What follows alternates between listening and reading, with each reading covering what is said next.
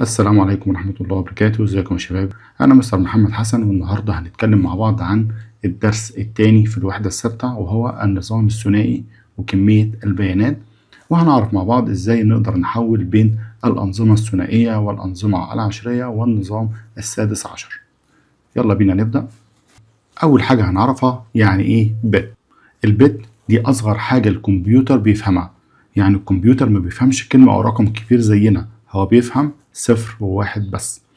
الزيرو معناها ان الاشارة مقفولة، والواحد معناه ان الاشارة شغالة، يعني كل بت ممكن يكون يا صفر يا واحد. فلو عندي واحد بت هيكون عندي احتمالين بس، احتمال الصفر واحتمال الواحد.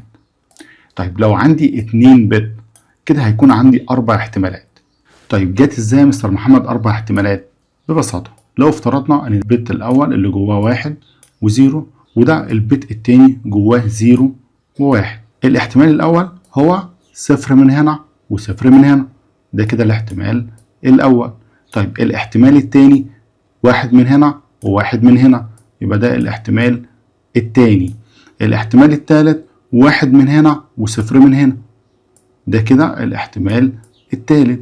طيب الاحتمال الرابع يا مستر محمد الصفر من هنا والواحد من هنا، يبقى هيكون عندي 4 احتمالات.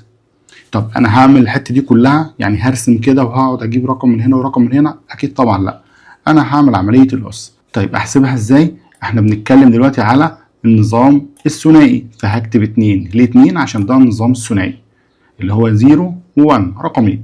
طيب الاتنين بت هعملها أس، يبقى 2 أس 2 بكام؟ ب4. هي نفس النتيجة اللي وصلنا لها هنا. طيب لو قلنا 3 بت نفس الكلام، الاتنين ثابتة معايا وهكتب فوق أس 3.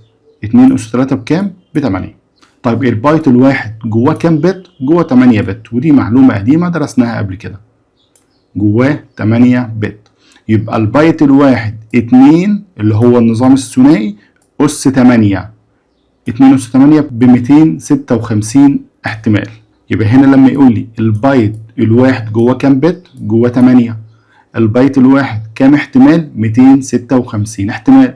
حسبها ازاي؟ 2 أس 8. عندنا وحدات القياس، ودي زي ما احنا عارفين بتبدأ بالبت جواه 0 1، بعد كده البايت جواه 8 بت، وبعد كده الكيلو بايت، ميجا بايت، جيجا بايت، تيرا بايت، وكل واحدة بتساوي 1024 من اللي قبلها. أنظمة العد في منها 3 أنواع: نظام العد العشري، ونظام العد الثنائي، ونظام العد ال16. النظام العشري ده بيبدأ بأرقام من 0 ل9، والنظام الثنائي زي ما اتكلمنا بيكون 0 1. بعبر عن النظام الثنائي برقم 2، وبعبر عن النظام العشري برقم 10. ازاي نحول من النظام العشري للنظام الثنائي والعكس؟ الموضوع أبسط ما يمكن. الأول هنتكلم عن تحويل النظام الثنائي للنظام العشري. تعالوا ناخد المثال اللي موجود قدامنا حاليا. هنحسبها ازاي؟ احنا عندنا 5 أرقام، هناخد كل رقم وهنضربه في 2. ليه 2؟ علشان ده النظام الثنائي. 1 في 2 اللي هو الرقم الأول ده، الرقم التاني برضه هيتضرب في 2، والرقم التالت هيتضرب في 2، والرابع والخامس، وهنجمع الناتج.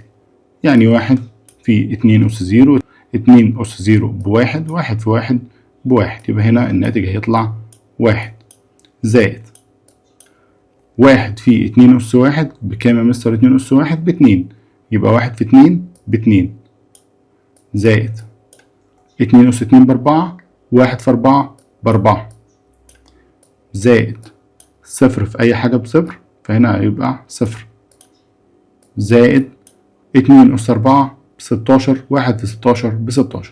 نجمع القيم، 16 زائد 4 20، 20 و3 23، وهنكتب 10 علشان ده تحويل النظام العشري. التحويل من النظام العشري للنظام الثنائي هنقسم. ازاي؟ هناخد مثلا رقم 6 ونقسمه على الاتنين اللي هو النظام الثنائي، هيطلع بكام؟ هيطلع ب3.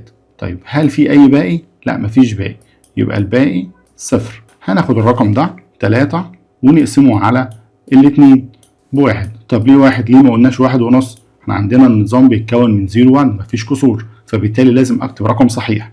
طيب ليه ما قربناش لفوق وكتبنا 2؟ تعالوا نحسبها. لو كتبنا هنا 2، 2 في 2 ب4، احنا عدينا الرقم اللي فوق، يبقى كده احنا مش صح. لازم لما اضرب ده في المقام ما يدينيش رقم اكبر من الرقم اللي في البسط او فوق. يبقى في الحالة دي 1 في 2 ب2، باقي كام عشان اوصل للتلاتة؟ باقي 1. هناخد رقم 1 وبرضه هنقسمه على الاتنين. كام يا مستر محمد؟ المفروض بنص، بس احنا قلنا برضه مش هنكتب كسور، هكتب رقم 0. ليه ما كتبتش 1؟ تعالوا نجرب. لو كتبت هنا 1 في 2 ب2، انا كده عديت الرقم اللي فوق، يبقى كده غلط، يبقى هكتب 0. طب والباقي كام في الحالة دي؟ الباقي 1. الواحد ده جه منين؟ 0 في 2 ب0. باقي كام عشان اوصل للواحد؟ باقي 1. يبقى الناتج هنا 0 1 1. يبقى لما احول رقم 6 للنظام الثنائي هيديني 1 1 0، والاتنين دي طبعا بتاع النظام الثنائي زي ما اتفقنا. عملية التحويل بين الأنظمة الثنائية والأنظمة العشرية سهلة جدا، وبكده يبقى انتهينا من عملية التحويل من النظام العشري للنظام الثنائي والعكس.